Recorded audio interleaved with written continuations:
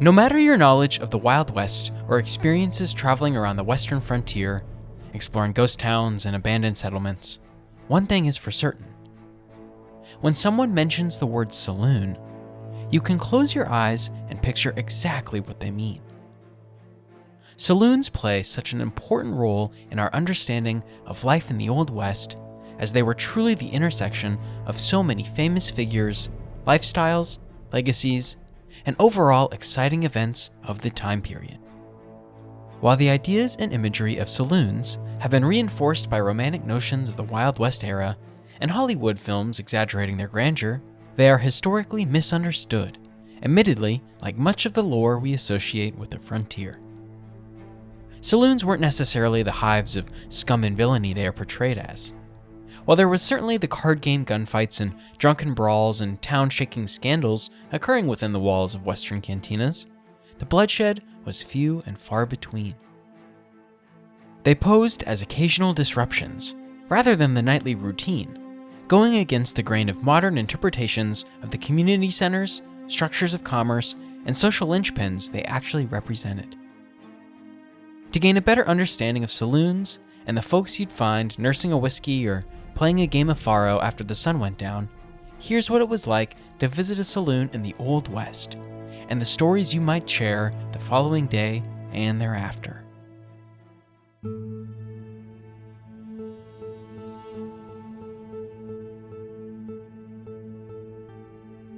The first thing to know about the real saloons of the Wild West is that they rarely mirrored the iconography of saloons you see in modern motion pictures and retellings of the era, especially in the early days of westward expansion. There were actually two versions of experiencing a saloon. The first couple of decades on the frontier and the latter decades on the frontier provided separate opportunities, both of which deserve specific exploration.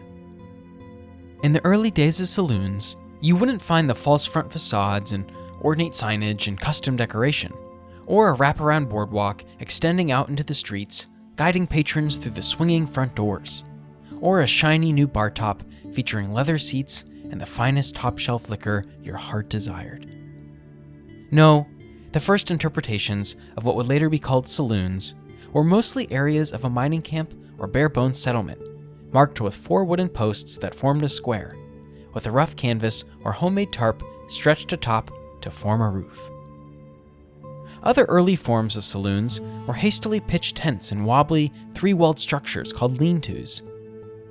Lean-tos usually involved rafters leaning against another building or post, as well as a single pitched roof, like what you see on a shed. At the center of the room might be a solo wood-burning stove. These weren't used for cooking or preparing hot meals, but instead they were utilized to keep visitors warm during the brittle winter evenings on the frontier. Surrounding the stove were a few unfinished tables, or sometimes just a flat sheath of wood fastened atop a stump or half-sanded pedestal. In terms of the characters filling out these shanty saloons of the Old West's early days, you'd be hard-pressed to find a gang of outlaws playing poker, or drunk lawmen reveling in their day's work of rounding up bad guys. Rather, saloons were a socializing focal point at the center of a boomtown, filled with mostly cooperation and compassion amongst patrons. They also served as places simply for hard-working folks to stop by and relax, as many of the young men employed in the mining camp or trading post didn't have a family to return to in the evening. When you entered one of these tent saloons, if there was a room to enter in the first place, you'd find a few folks sitting at the makeshift tables skewed throughout the space, with someone providing homemade alcohol behind a basic counter or serving cart. More than likely, you'd greet whomever was sharing the space at the moment in time. The regulars included cowboys and ranchers looking to strike up deals with fellow cowmen, travelers looking for companionship or basic conversation, and soldiers or laborers looking to wind down and escape boredom away from the job site. After a few salutations, you'd make your way over to the drink stand, where someone was already preparing their house specialty. These drinks ranged from tanglefoot and tarantula juice to red-eye and coffin varnish. If the names of the drinks sound unappealing, it's because they were. The monikers matched the makeup of each beverage, usually concocted with cheap inedible ingredients to make up for the lack of quality alcohol. Across many of the early saloon days, drinks would be made up of raw alcohol as a base, combined with chewing tobacco, ammonia, gunpowder, turpentine, and burnt sugar. The alcohol was potent and the flavors were borderline dangerous, but consumption came without a second thought. One of the most popular drinks found at lean-to saloons was called firewater, a name that worked its way into the public consciousness as a result of Native American traders. Firewater wasn't a cocktail or maligned combination of inedible ingredients. It was just alcohol, and mostly resembled the whiskey enjoyed in modern times. However, the name originated during the first trade talks between settlers and indigenous tribes, when tradesmen were attempting to convince the Native Americans their liquor had the highest alcohol content. To demonstrate what the flair needed to sell their homebrew, the settlers would pour the raw whiskey over a campfire or other open flame. The alcohol would then cause the fire to grow bigger and brighter, a sure sign of the pioneers' potent beverages, and firewater was forever a part of the early lore of saloons. Regardless if your drink of choice was whiskey, rye, or a stomach-churning cocktail, there was almost always a guarantee it would be served at room temperature, if not warm. On average, drinks would range from about 55 to 65 degrees after a fresh pour. Ice-cold beverages were a thing of the future, as refrigeration was not readily available in most regions of the frontier to traveling parties, mining camps, and newly established settlements. In fact, it wouldn't be until the 1880s that artificial refrigeration impacted brewers at large, when Adolphus Busch started the practice with the national launch of Budweiser. After receiving your drink of choice, it was time to pay. The costs of a beverage at a saloon, regardless of the time period you walked in on, always varied from settlement to settlement. The smaller saloons of the tent and lean-to variety always offered cheap beer and whiskey, as they knew their clientele would come from places that were also rough around the edges. Cowboys, miners, and travelers didn't have flexible income or much cash to begin with, so a few cents for a shot glass or pint of beer was to be expected. The prices would go up the further from the beaten trail one might wander. If you were to trek all the way into the Yukon Territory, for example, you'd most likely spend 50 cents for a single shot of whiskey, probably of the inexpensive types. In stark contrast, a quarter was all you needed to purchase the same beverage at the more populated settlements across the Western Territories, such as in Colorado and Kansas. For the same price, one could order a pair of beers served warm. These are the prices patrons probably paid at the very first saloon in recorded history, called Brown's Hole. It sat right on the edge of the present-day Wyoming, Colorado, and Utah border, and served raw alcohol to trappers and fur traders in 1822. So after you've walked into the poorly pitched tent, purchased a shot of coffin varnish for 25 cents, waved hello to the wagon party scouts, traded for hides with the cowboys, and bought the poor 19-year-old miner a drink of his own, you fulfilled most of the early saloon experiences all in one night. You probably wondered where the card games are happening. Where are the female entertainers? And where's the properly mixed cocktails that keep the folks relaxed, yet lively? Not to fear, for those days are upcoming.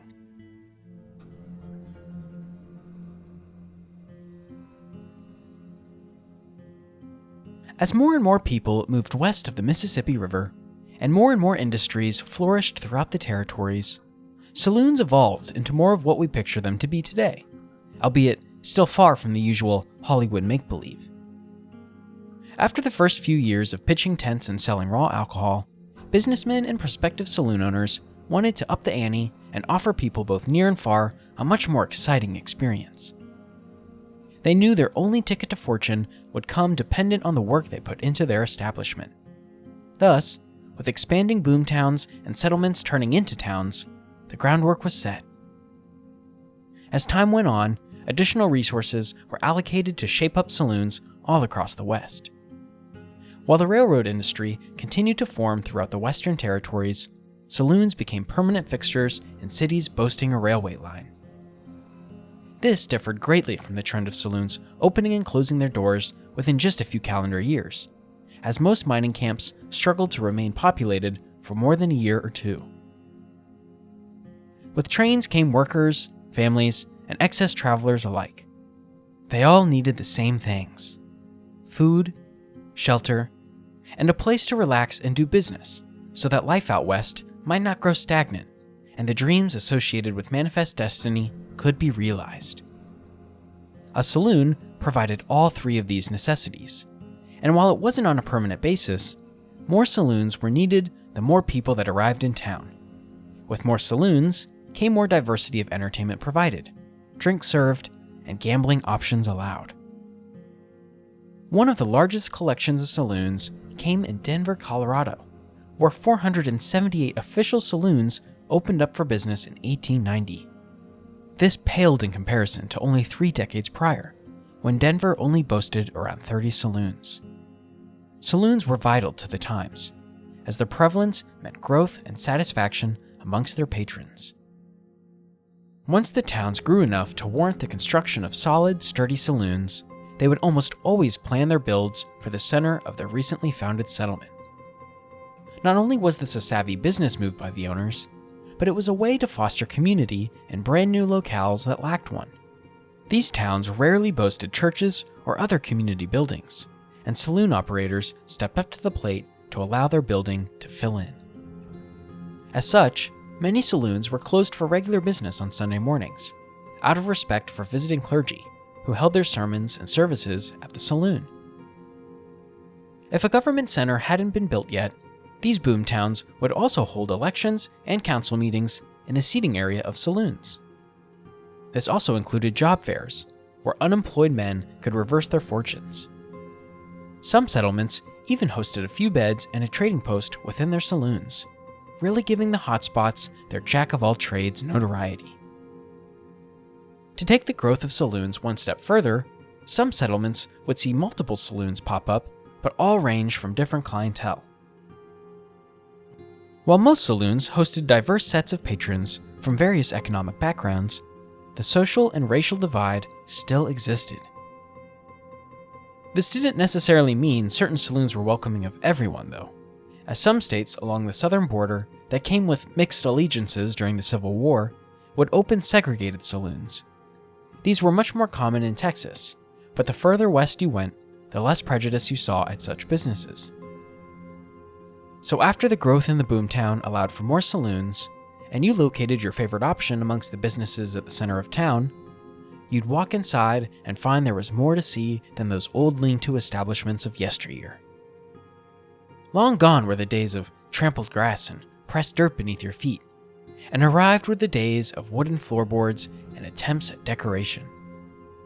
The decor always depended on the location, as saloons on the Great Plains would hang cowboy gear and horse saddles on the wall, whereas saloons in the Rocky Mountains would hang buck antlers and bear skins. Saloons in smaller towns or poor settlements were still quite minimalistic, featuring maybe a bar-top counter and a few benches for seating. The big city saloons, however, especially on the Pacific Coast, would be built with large mirrors and shimmering chandeliers. However, these were far more rare. After taking in the decoration and finding your way to the bar top, you'd look for the bartender, who was also most likely the owner and operator. Bartenders played huge roles in the development of Wild West saloons. In between pouring drinks, they also played the part of security guard, sometimes armed with a rifle or double-barreled shotgun behind the counter.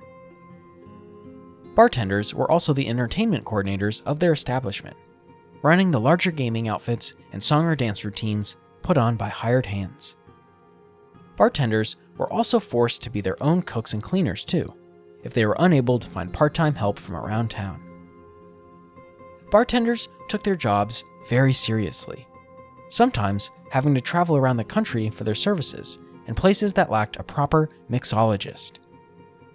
Another name for bartenders was professor, given to famous cowboys who embarked as saloon masters at some point during their careers. By 1900, there were 50,000 bartenders or saloon owners in the United States, bringing about strong competition amongst mixologists, who were all climbing towards perfecting the saloon life. Of course, this also meant a massive upgrade in the quality of drinks, as patrons were no longer forced to stomach gunpowder and raw alcohol, instead enjoying fine liquors, proper cocktails, and everyone's favorite, cold, pasteurized beer. Once you've received your beverage of choice from the professor, you might be inclined to pull out the bar stool in front of you and take a seat at the counter. Only problem was, bar stools didn't exist in classic saloons. In lieu of chairs, saloons would come with a long metal bar fastened a few inches above the floor at the foot of the bar counter.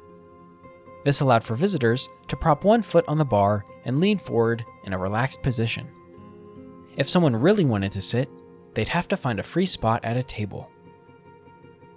After you finished your drink, one might grab the rugged rag or loose towel clipped under the bar top to wipe their leftover liquor or beer foam from their bushy mustache. You see, napkins didn't exist in the Old West, and while the towels were harborers of bacteria and disease, it's not like most saloons came clean as a whistle anyway. If your glass was empty and your tab was closed, the next activity in line at the saloon was checking for entertainment options. Some businesses came with a nightly feeder or dancing. If a performance troupe was in town, everyone would come to the saloon to catch them in the act. But most entertainment was held to the women who worked there. Women sold one of two things: alcohol or action.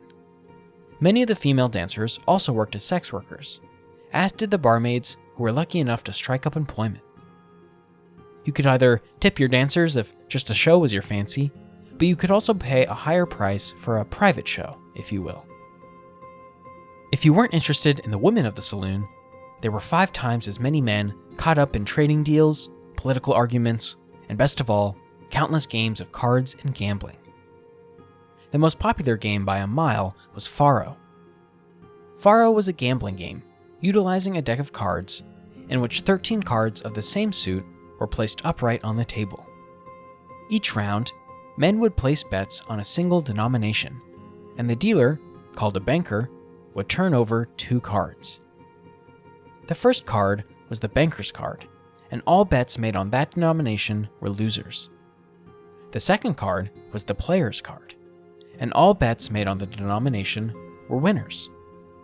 Players could arrange their bets each round, and always drew crowds due to its easy rules and unlimited number of players.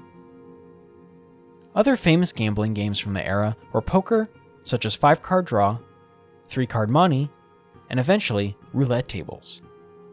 These were found only at the fanciest saloons, as men could gamble throughout an entire night with just a few cards and a bit of cash.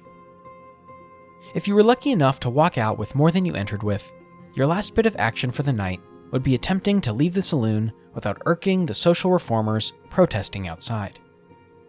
As Reformation leagues and Christian zealots became fixtures to social movements across the expanding West, saloons became huge targets. This was especially true for saloons known to play host to violent brawls and drunken fights between competitive and angry men, where the vices were ridiculed to death. In the 19th century came the heat of the temperance movement, where more and more folks were voicing concerns about the effects saloons had on civilization. Gambling, prostitution, and alcohol were feared more so in the late 19th century and early 20th century than maybe any other period in American history. From here sprouted groups such as the Anti-Saloon League, where supporters would scream outside of saloons, warning passerby of their illicit dangers. Other saloons would be destroyed completely by a group of axe-wielding women who did their best to usher in prohibition before alcohol was a federal concern. However, odds were the social reformers outside of the saloon had a worse bark than bite, so you'd probably stumble away to your chambers or hotel room or camp outside of town in a buzzed stupor, hoping you'd forget the night's financial losses by sunup, on your way to the next town over. All in all, saloons are vital pieces to American history and the lore of the Western frontier. While they may be mischaracterized and misrepresented as a result of Hollywood's hyperbole, the Wild West in and of itself is truly just one massive exaggeration. So, why not make the entertainment centers of the period all the same? If anything, it makes for good storytelling, which was the whole idea behind the saloon in the first place. creating a place to sit down with outsiders and share a tale, tall or otherwise.